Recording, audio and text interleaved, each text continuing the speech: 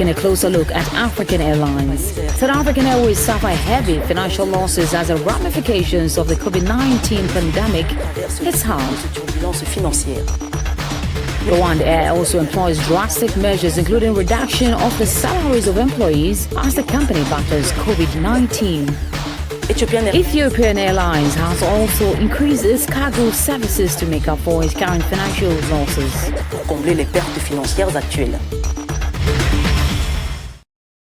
Welcome again to the program. The South African airline, which has been denied further funding from the government to support its operations, has suspended all international flights until May 31st as the country battles COVID-19. Authorities say the company is facing serious financial crisis and fear closure. Erika Josia and Michael Odio have more. South African Airways has announced that it will immediately suspend all international operations until 31st May 2020 in response to a government travel ban aimed at stopping the transmission of the COVID-19. The flag carrier of South Africa was already struggling with its finances before the global health crisis rocked the aviation industry. However, domestic and international flight restrictions forced the operator to suspend all of its commercial services. Subsequently, last week, news broke that the company will lay off all of its staff at the end of April. It confirmed that staff members will receive 1 month's salary for each year they have worked with the firm. Additionally, employees will receive payment for annual leave that has not been used, along with further months' pay instead of notice pay. The airline has not made a profit for the last 9 years. Additionally, it has received $1.1 billion in bailout in the past 3 years. There has been a mixed reaction in South Africa, with many members of the government and public feeling that the continued funding of the carrier is a waste of money. Well, let's explore the issue much further, and a civil aviation analyst from Kampala, Michael Wakabi, joins us now with some analysis on this particular issue. Good to have you on the program, sir. The continent's second largest airline is in deep financial crisis, coupled with the ramifications of COVID-19. What's your take on this? On the first question, I think South African Airways needs to rationalize its costs, and the labor unions appear to hold the key to that. If you look at key metrics like the number of workers per aircraft, I think SAA is way overburdened compared to its peers. You're talking about twice the number of workers per aircraft. At SAA, you'd find that a comparable airline elsewhere. Unfortunately, the unions have not been proactive enough in this crisis. They are taking the single-minded view that jobs should be saved, but where SAA has reached, jobs cannot be saved without saving the enterprise, and trimming the labor force is an absolute necessity. How about the impact this could have on travelers? Of course, given the level of SAA's network in Southern Africa is quite a big connector. So, barring the current slowdown as a result of the impacts of COVID-19, you're going to see widespread disruption. And unfortunately, SAA was the dominant carrier in the Southern African region. So it's not that there will be other carriers that can easily fill the gap created by its departure. So what lessons do you think that African aviation sector can draw from this crisis? I think this is a very important lesson especially for government-owned airlines in Africa. There is this view in many countries that airlines can absorb anything, so they are overloaded with unnecessary burdens. Politicians want their relatives and friends employed there. It's also wrongly assumed that it is a very profitable business.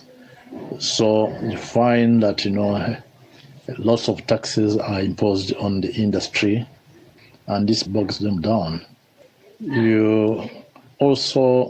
Most politicians or governments forget that airlines in Africa operate in a uniquely very high cost environment. Some factors, costs like fuel, for instance, costs as much as 30% more in Africa than elsewhere in the world. And the margins are quite thin.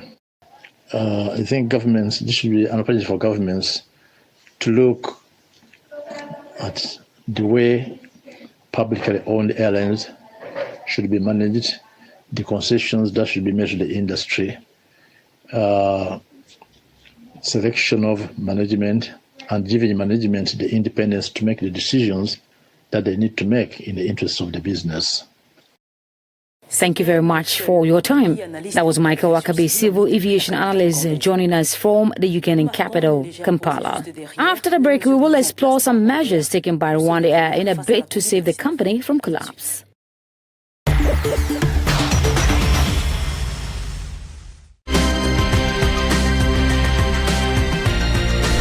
Every day on African News, stay connected to the world of science and technology. Discover the most innovative projects and meet the people who are changing our daily life and shaping our tomorrow.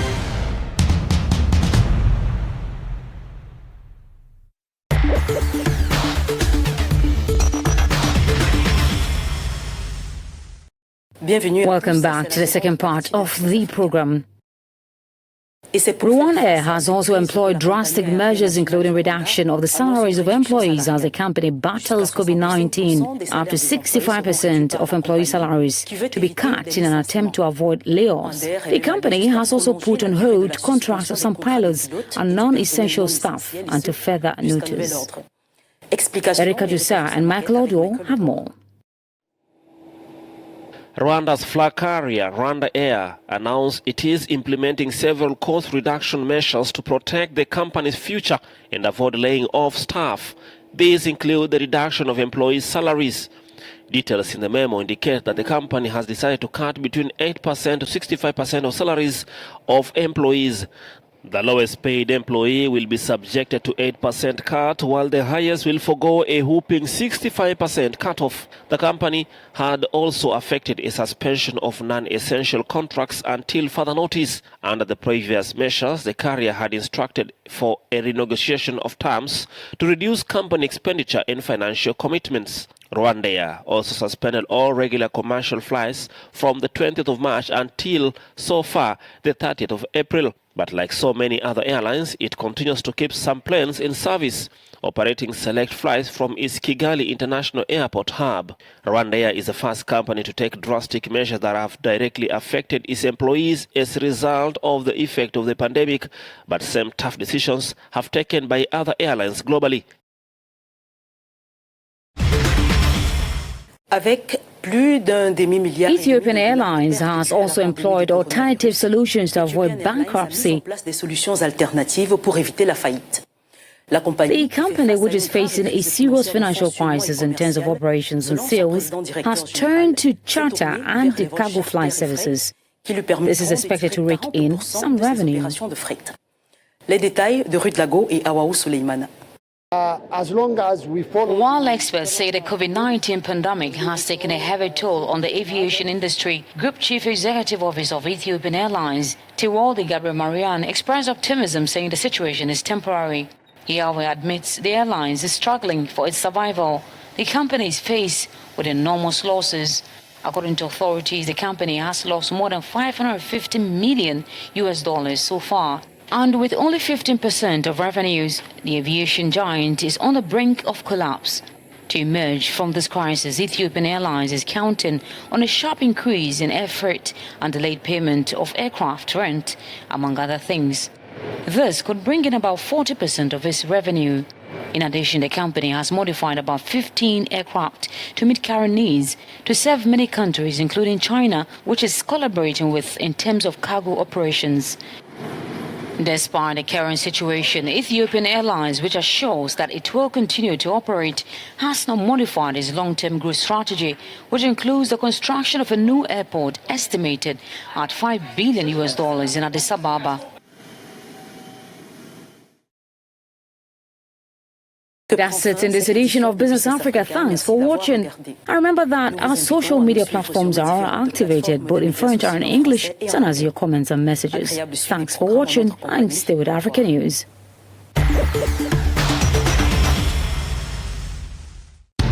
A new voice has come. Check out the latest African and international news on africanews.com. The power of an independent information in French and English. Created for all your screens. Get the latest news and follow the biggest events live.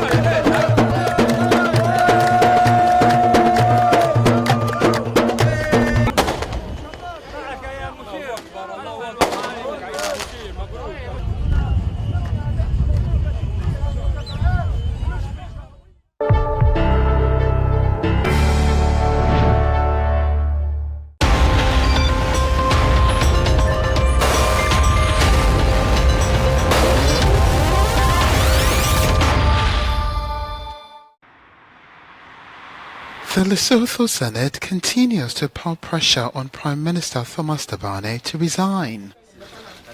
On Tuesday, the Senate imposed limits on Thabane's powers to dissolve Parliament and call for fresh elections. The Senate adopted a constitutional amendment which will, among others, require the Prime Minister to obtain an agreement of a majority of legislators and senators before proposing to the King to dissolve Parliament and order fresh polls.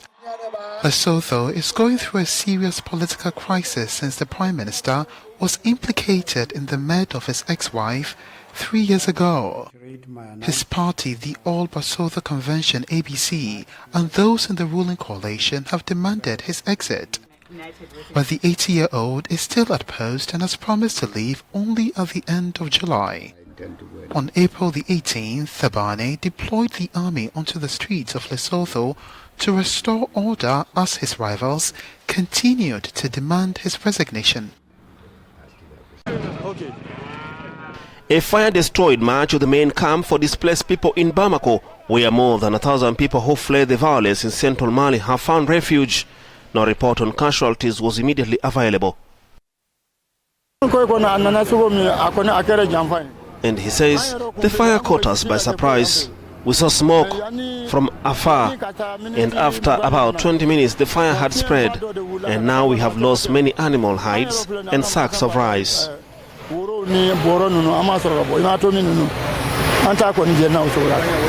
It's a hard blow for us. We don't know what to do. Myself, I've lost all my goats who were forced to run away, but some managed to escape. We lost our food supplies. The cause of the fire still remains unknown. At the moment, it is difficult to say what caused the fire. However, based on the information we gathered upon arrival at the site and our investigations, the fire came from the rubbish heap between the site and the public road. So the fire came from the rubbish heap. But as to what caused it, I cannot tell you. According to humanitarian workers, the camp houses more than 1,000 people who are Fulani from central Mali who are chased out of their homes by a cycle of jihadists and inter-community violence. An Ivorian court on Tuesday sentenced exiled former Prime Minister Guillaume Soro to 20 years in jail on charges of embezzlement and money laundering. The Ivorian state prosecutor hailed the verdict as a dawn to democracy that will usher in transparency in the fight against corruption in the West African state. And he says this decision marks the beginning of a new era in Côte d'Ivoire. Corrupt people must be tracked down wherever they are so that our state can fulfill its commitment in the fight against corruption, which is so dear to our client, the state of Côte d'Ivoire.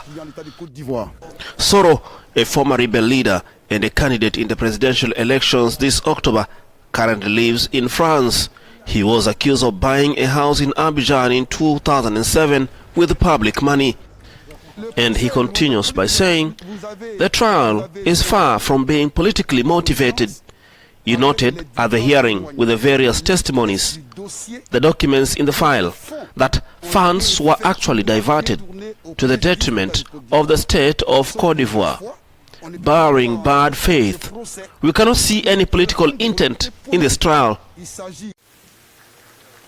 The Abidjan court on Tuesday fined him nearly 7 million euros, ordered the confiscation of his Abidjan home, and barred him from civic duties for 5 years. It also issued a fresh arrest warrant for Soro, who is also the former parliament speaker and who is now effectively barred from contesting the election. Oxford University is launching a human trial of a potential coronavirus vaccine. The Oxford vaccine is based on a chimpanzee adenovirus, which is modified to produce proteins in human cells that are also produced by COVID-19. The 1,000 volunteers are aged between 18 and 55, are in good health and have not tested positive for COVID-19. It seems like the right thing to do to ensure that we can combat this disease and get over it a lot faster. Well, I'm a scientist, so of course I want to try and support science, the scientific process, whenever I can. And since I don't study viruses, I felt a bit useless these days, so I felt like this is a very easy way for me to support the cause. Yeah, that's why I'm here. The vaccine will teach the body's immune system to then recognize the protein and help stop the coronavirus from entering human cells. The Oxford scientist team hopes for an 80% success rate and plans to produce 1 million doses by September. So at the moment we have very small-scale manufacturing for clinical trials, and there's a big technical challenge to upscale from that to give very large numbers of doses. And particularly when you think that if you were looking at a domestic requirement, there'd be millions of doses, tens of millions of doses, but actually this is a global problem, and we need hundreds of millions or billions of doses of vaccine. More than 100 research projects are currently ongoing around the world to find the vaccine. 7 are currently in clinical trials. Such trials are already underway in China and the United States and are due to begin at the end of this month in Germany.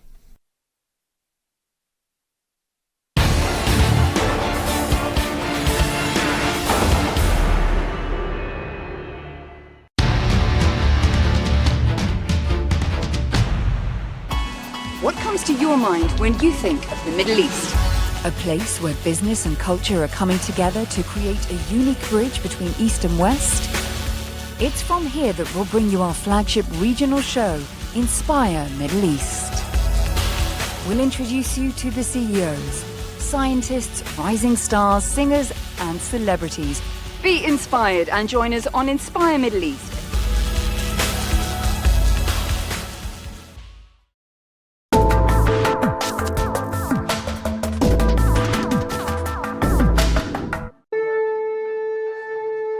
The King of Sanwi, based in the southeast of the world's top cocoa grower, Ivory Coast, held a special exorcism ceremony last week, seeking divine intervention to protect his 3 million subjects against the epidemic.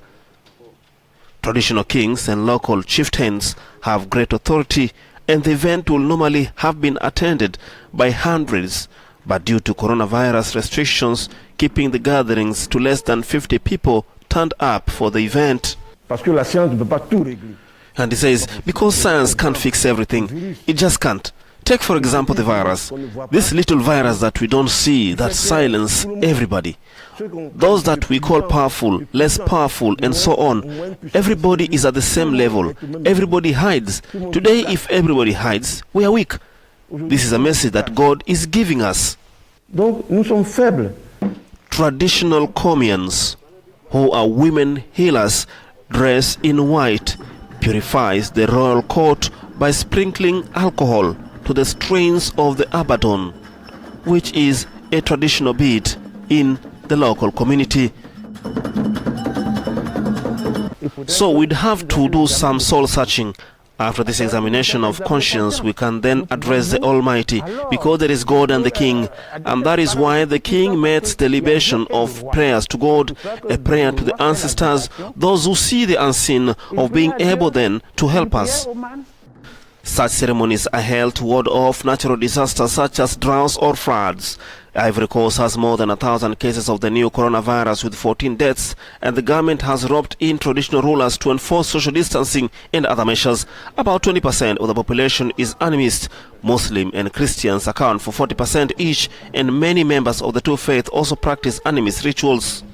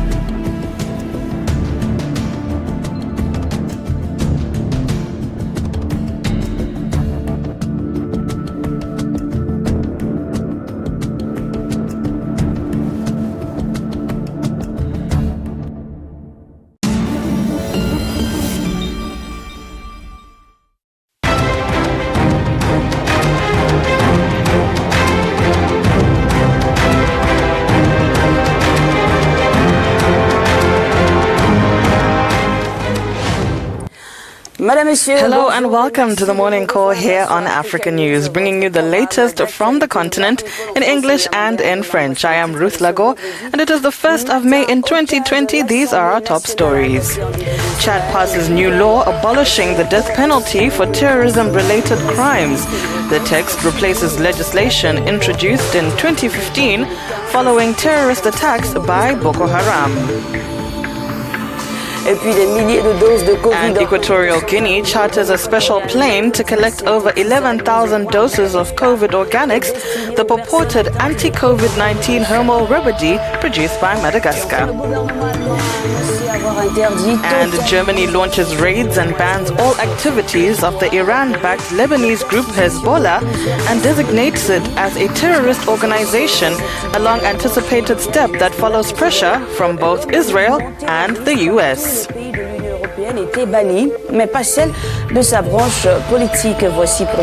are our top stories this Friday morning. Let's kick off in Chad. The Chadian parliament unanimously adopted the new law on terrorism, which was partly rewritten under pressure from the international community. In June 2015, when the country had just suffered the first attacks from Boko Haram, the government passed an anti-terrorism law that provided for the death penalty for terrorists. Since then, only one execution has been carried out. 10 members of the jihadist movement have been arrested following attacks. In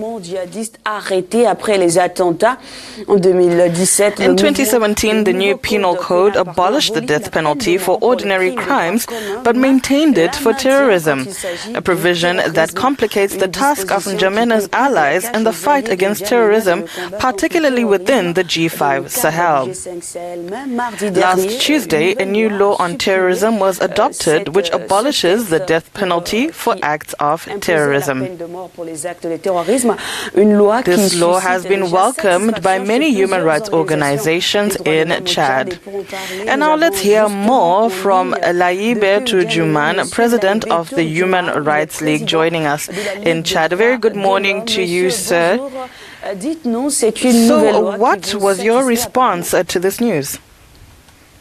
Well, I welcome this act by the National Assembly through the government of Chad to have abolished the death penalty in our laws. We have been fighting for years for the abolition of the death penalty in our constitution and in the criminal law, which we were able to achieve in 2017. In the penal code, the death penalty was abolished, but it was still maintained in relation to specific laws on terrorism.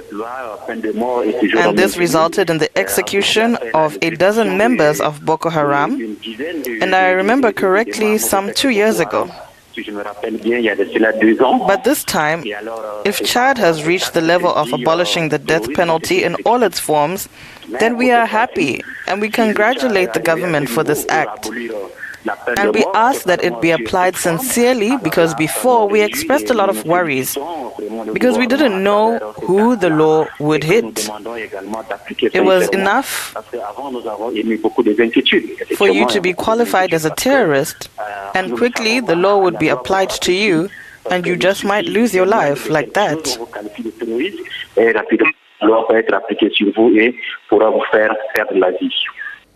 So it is true that this law sometimes wrongly targeted criminals who had no connection with terrorism, but aren't you afraid that it will give back strength to the real terrorists? Wasn't this death penalty a sort of deterrent to them? Yes, it is true, but there are several forms of punishment that these terrorists could also suffer. They can serve life sentences or forced labor. These are things to which they can be condemned, not necessarily to kill or execute them. That is really against human rights. So it's now a question of abolishing this. Now we have to look for a sentence that is befitting to them. So, in addition to this judicial advancement, you advocate for more efforts to respect citizens' rights. Well, we encourage the government to go further, because we don't just want to stop at the abolition of the death penalty. We must improve the prison conditions, also the living conditions of those in our prison systems. We have to try and improve. They are still human beings. There are many human rights violations that we can speak of, and they are everywhere, and they are permitted in our law. We really have to work and encourage the government to listen to civil society, to involve civil society in creating these laws, in the fight against human rights violations. It's for everyone's good. It's for everyone's benefit. So the government must have an active interest in associating with civil society, so we have one single battle. Well, one single battle, they absolutely, Mr. Laibe Turjaman, the president of Human Rights League in Chad. Thank you very much for joining us on the morning call here on African News. Now let's get to more stories.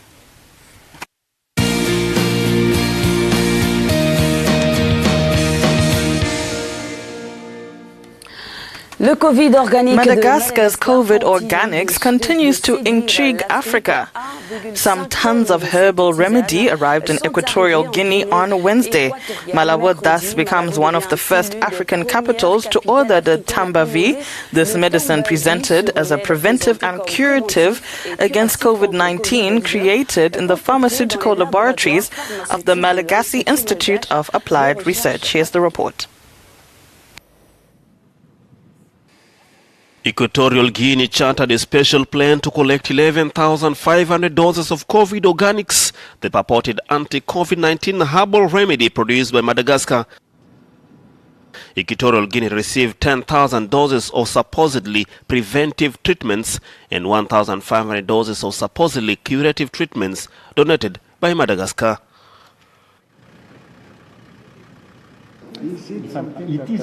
This is a gift given from the president, the Malagasy people, for the Guineans. We must not forget that it is important to help other countries, especially African countries, and it is urgent that we save human lives. Baptized COVID organics, the tonic is derived from Artemisia, a plant with proven efficacy in treating malaria, as well as other indigenous herbs. My president wanted to be the first to express his support and also to look for a way to reinforce the cooperation between our nations. The concoction has been developed by the Madagascar Institute of Applied Research but has not been tested internationally. There is currently no known cure for coronavirus, which has infected at least 121 people in Madagascar and more than 2.6 million worldwide.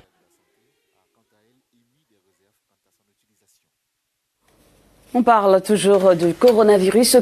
we head to Cameroon, where the government has halted the fundraising campaign against COVID-19 launched by opponent Maurice Kamto, an initiative declared illegal by officials in Yaoundé, who ordered the two telephone operators in charge of his fundraising to close mobile accounts opened for this initiative.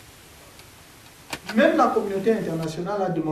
Cameroonian government is strongly opposed to an initiative by the main opposition figure, Maurice Kamto, aimed at raising funds to help in the fight against coronavirus. The Minister of Territorial Administration, Paul Atanga Nji, in a letter to two telecommunication firms, namely Orange Cameroon and MTN Cameroon, to proceed without delay the closure of the funds accounts. Maurice Kamto in April announced the launch of an initiative called the Survivor Cameroon Survivor Initiative to raise funds in Cameroon and abroad to help in the fight against COVID-19. Since then, Yaoundé has been in a battle to counter this initiative. In his letter, Atanga Nji explained that any call for public generosity for whatever reason must be authorized by the ministry and thus considers this initiative illegal. The coronavirus pandemic in Cameroon has become the new battleground between the government and Maurice Kamto, the losing candidate in the 2018 presidential election, who spent 8 months in prison before being released in October 2019.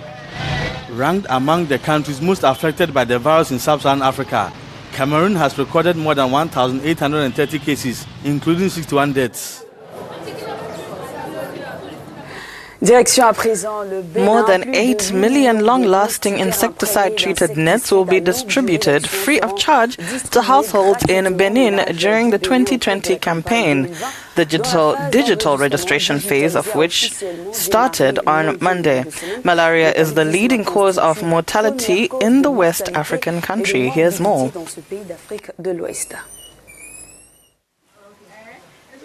In Benin, while health authorities keep one eye on the risk associated with the novel coronavirus, they are careful not to lose sight of other diseases such as malaria. A new campaign of door-to-door distribution of free mosquito nets is aiming to deliver 8 million mosquito nets to around 3,200,000 households in vulnerable areas. And he says, our neighborhood is a 60% lowland area, which means that practically 8 months out of 12 we've got water. Hence, the importance of sleeping 12 months out of 12 in mosquito nets. And as we often say, insecticide-treated mosquito nets to ensure everyone's health. The World Health Organization called on countries in sub-Saharan Africa, where nearly 95% of all the world's malaria cases and deaths occur, to distribute malaria prevention and treatment tools now, before they become overwhelmed with novel coronavirus cases. Under the worst-case scenario, in which all campaigns to distribute insecticide-treated nets are suspended, and there is a 75% reduction in access to effective anti-malarial medicines, the estimated tally of malaria deaths in sub-Saharan Africa in 2020 will reach 769,000, according to WHO.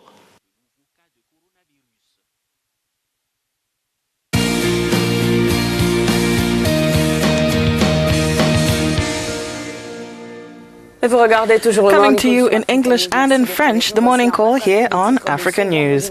A reminder of our top stories this morning. A new text adopted by Parliament in Chad abolishes the death penalty that was introduced in the summer of 2015 following terrorist attacks in Boko Haram.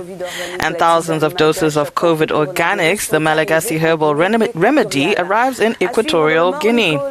And a little later, we hear the story of a bodybuilder in Myanmar still pumping iron at 91.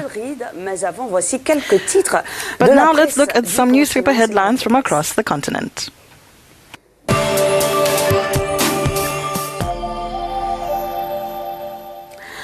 Let's kick off this press review with Le Pays in Burkina Faso, which is interested in a political squabble between the government and the opposition in Cameroon. A situation that could jeopardize the momentum or solidarity needed for COVID-19, especially in view of the fragility of the health system. The Daily writes mainly on the decision taken by Cameroonian authorities to put an end to the fundraising operation launched by opposition leader Maurice Kamto.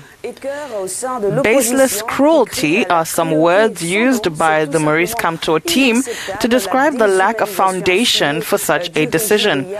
The Cameroon Home Affairs authorities have said that the nation must turn to the Solidarity Fund already established by the government. So how far will this squabble go? Well, in any case, the newspaper believes that Maurice Kamto was asking too much of the government. President Paul Biya already is receiving serious criticism, both locally and internationally, over the handling of the crisis, seeing as it has become one of the hardest hit within the Central African region. Risque de s'aliéner une grande partie de l'opinion nationale et internationale, surtout quand on sait que le Cameroun est un pays de l'Afrique subsaharienne le plus durement frappé par cette pandémie du Covid-19.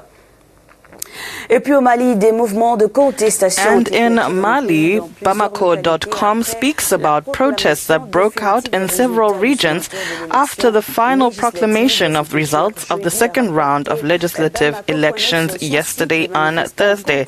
The demonstrators challenged the results of the court dominated by the ruling party. That's it for this morning. Now let's get into some international news.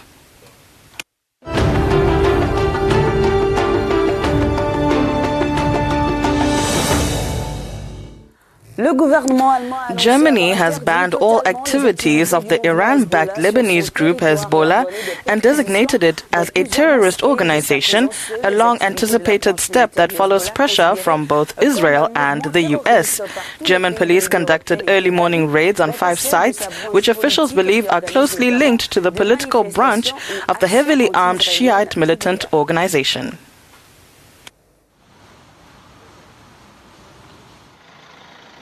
The head of the World Health Organization's European office is warning the continent remains in the grip of the coronavirus pandemic, even as a number of the region's countries are easing restrictive measures. Today, the European region accounts for 46% of cases and 63% of deaths globally. The region remains very much in the grip of this pandemic. Spain, followed by Italy, the United Kingdom, Germany and France still have the highest number of cases.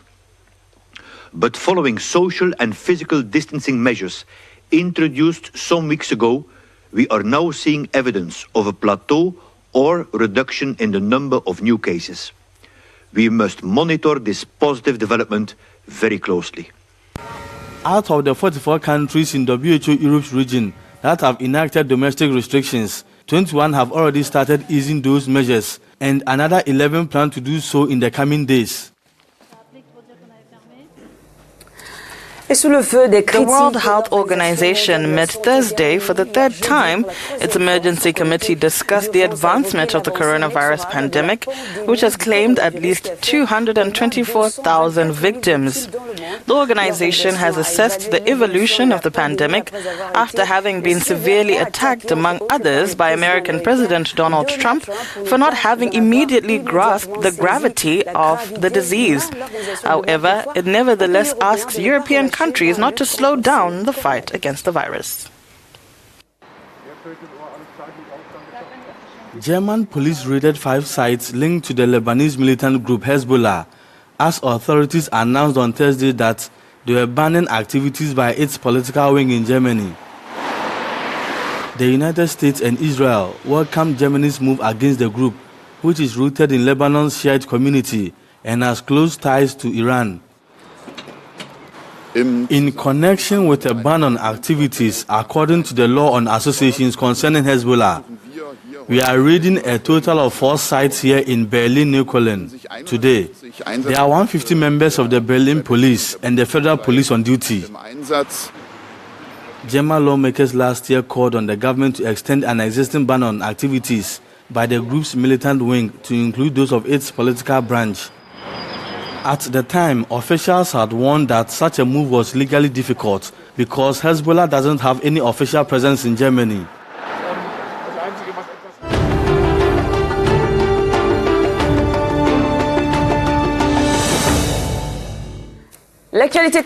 You're still watching the morning call here on Africa News. Let's get into the grand angle. Africa News, Facebook ou encore Twitter, et puis laissez-nous vos différents commentaires à suivre notre grand angle de ce vendredi.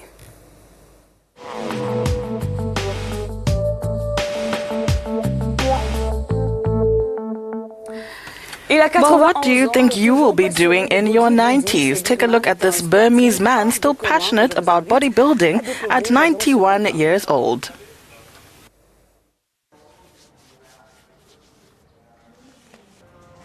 Oiling up his bulging biceps and pecs, 91-year-old one-time bodybuilding champion Sen Muhang is preparing for his daily routine in his Myanmar gym.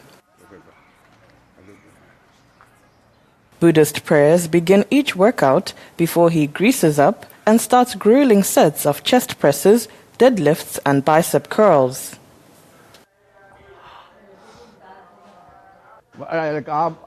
I think I'm still healthy because of both Buddhism and bodybuilding. All of my brothers died in their 70s, but I'm still here, and I'm 91 years old. His career has spanned some 70 years, reaching its peak in the 1950s when he won a medal in the Mr. Olympic contest.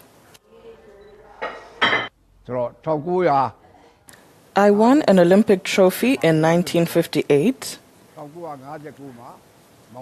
and I became Burma's champion bodybuilder in 1959. I started doing it in 1950. So my career has lasted a long time as a bodybuilder and as a trainer for young people, especially for women. In 1962, the same year the military took over in a coup, he set up a gym in the commercial hub of Rangoon that still runs today. His fiery temperament may have caused his fitness center's dwindling popularity, but attendance was still good. But now, like most in the city, the gym currently lies shattered due to the coronavirus. My bodybuilding center had 100 to 200 people a few years ago, but now There are only a few left. I'm hard on anybody who doesn't train systematically. I only charge $3 a month because I don't care about money. And I get very angry and tell people to get out if they don't want to take it seriously. Myanmar has a robust bodybuilding culture, and competitions held at malls often draw enthusiastic crowds to cheer on sculpted men in Speedos, an interesting sight in this socially conservative country.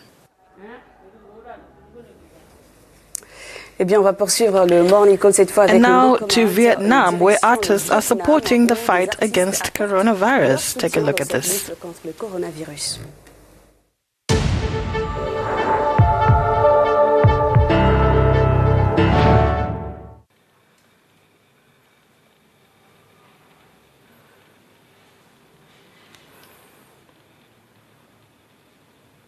Cũng khó bởi vì ông xa. Hôm nay đầu tiên cháu tưởng mắc ở đâu à?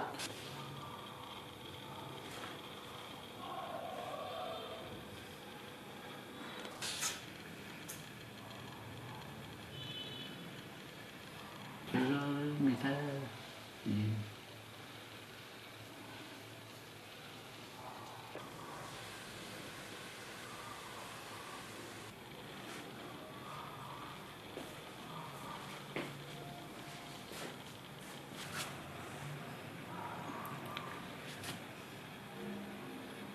lạc ma rồi.